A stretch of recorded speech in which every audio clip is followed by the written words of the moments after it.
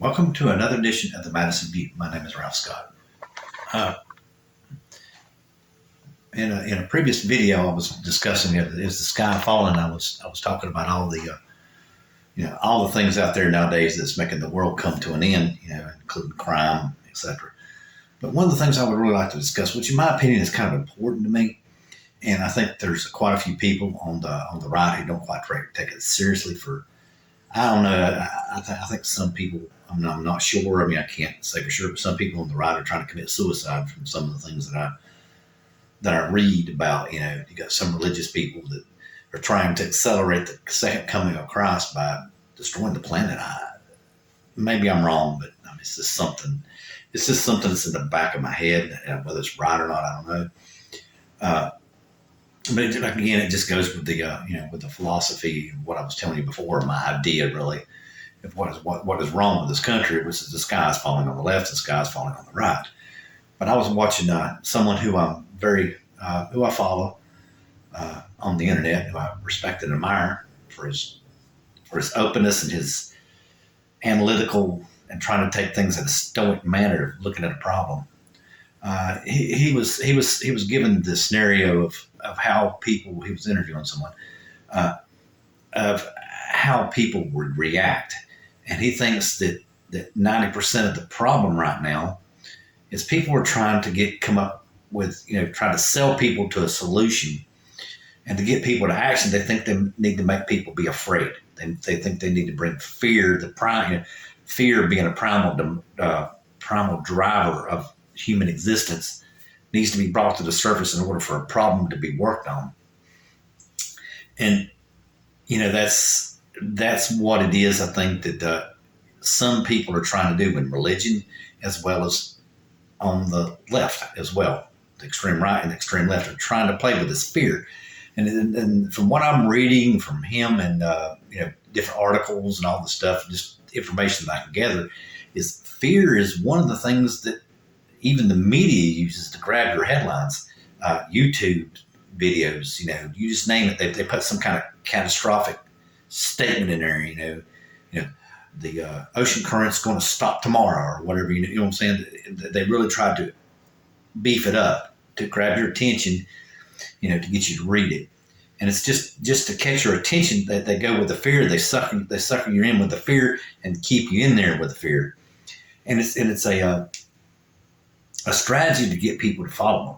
That's basically what it comes down to. Get them to spend their money or get convinced of a problem, whatever. But basically, it's get someone to follow you. You use that as a driver to grab eyeballs and that capture hearts and minds. And that's what that one guy was saying. He's saying that actually when you get down to it, which is my philosophy is the middle of the road is actually the way to go, which is what Madison was talking about in the Federalist Papers. How it's going to be easier said than done because you have your arrogant people over here, that are never going to give up their ideas, and then you get the people that are wrong and don't understand any better, and then you get the people that have the logical solution. It's basically which is the same thing. The guy I watched kind of admire after quite a bit.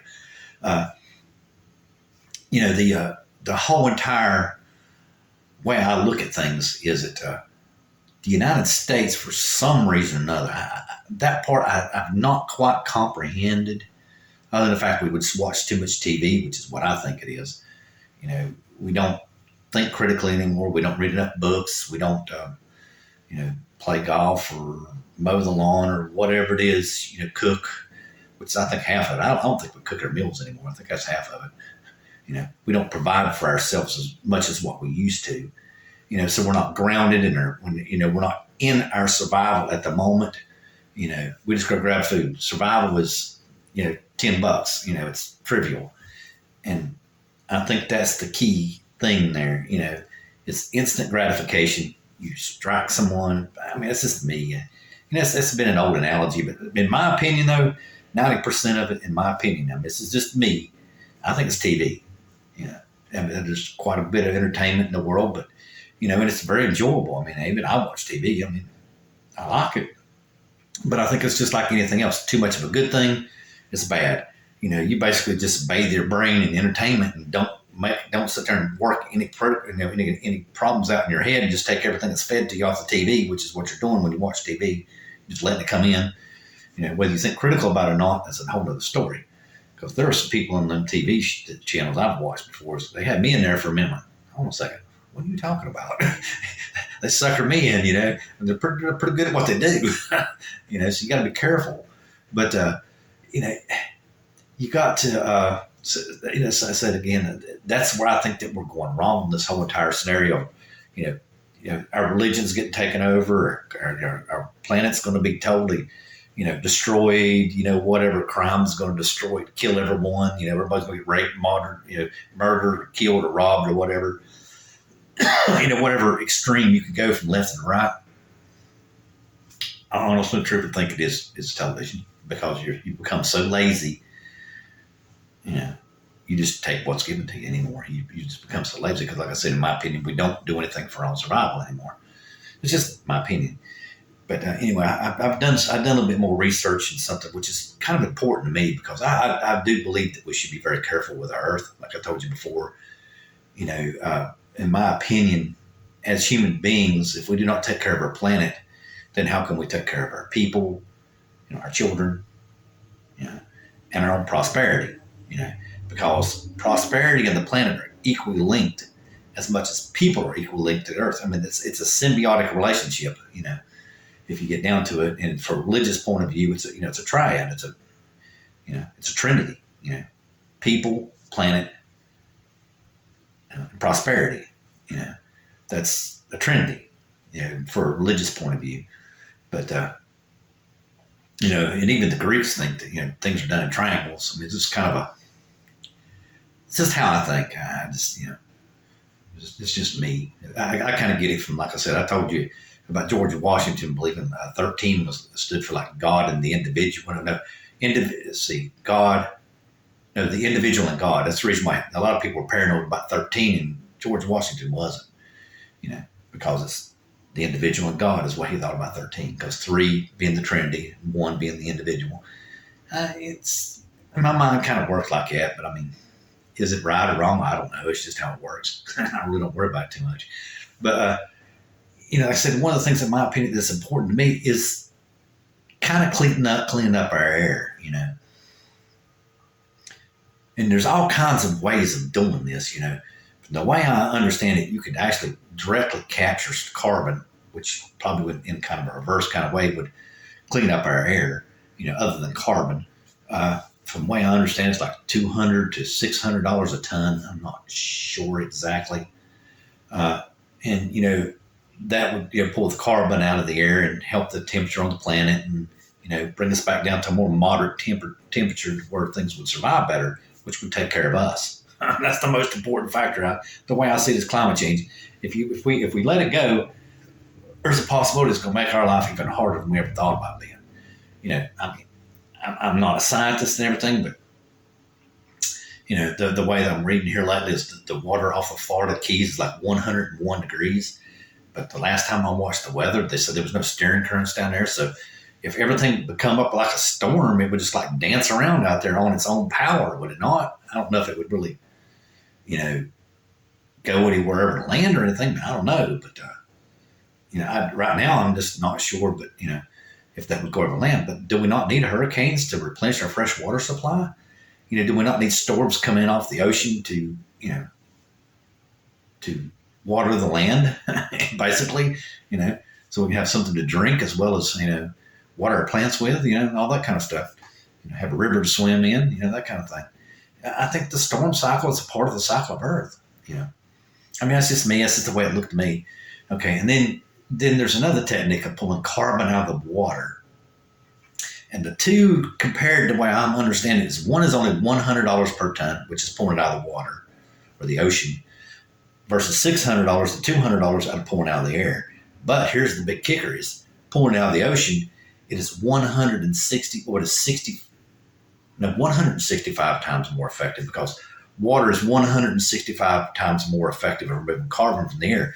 So if we were just able to clean up, 2% of carbon from our ocean water, would we not reverse global warming? would we not stabilize our climate? And if it's only 100, you know, dollars per ton, I mean, what, a ton of water? I don't know how many gallons that would be, because water's what, 8 pounds per gallon, right? Something like that. So, you know, multiply that. See, 10 is 80, 100 is 800, 1,000 is 8,000, 2,000 is what, 16,000 gallons of water? You know, out of 16,000 gallons of water, it costs $100 to remove carbon, right? Would that be? Yeah, something like that. Yeah, something like that. 8 pounds. Yeah, out of 16,000. Yeah, out of 16,000 gallons of water. You know, and like I said, why would you have to remove all the carbon? Like I said in the previous video, everybody always goes off on these big tangents. We're going to cure it all. Why? Why not do the most cost-effective method of doing it? You know, it's like I told you before. Like put a little device that's on the side of a ship. It goes up and down the ocean. These container ships that go up and down the ocean every month or week or whatever. 5,000, 6,000 miles at a time, but 20,000 gallons of water. That's a ton of ocean, a ton of ocean water right there, per hour, So, I mean, we have a ton of ocean water per hour. If you do 20,000 gallons, like I was telling you about before, you only remove 2%, But if it's more effective than getting it out of the air, would that not be like instead of like out of the air, it would just be, 1% effective or 10% effective, whatever you remove the carbon. But if you remove the carbon from the ocean water, if you move 2% of the carbon from the ocean water, would it not be like 360% times more effective? Just the way I'm thinking logically, or whether it's wrong or mathematically incorrect, or I don't know. But I mean, just the way I see it, if we just decarbonize our water on this planet, whether it's from the ocean or from our drinking water, like I said, when we filter our water, to go ahead and filter the carbon out of it too. If we could filter 2% of the carbon out of our water on this planet, could we stop global warming? And could we do it for less than $100? Like, could your water bill go up, say, $3 to save the planet? To save the planet for your children and your grandchildren. Would that not be worth it? Good night.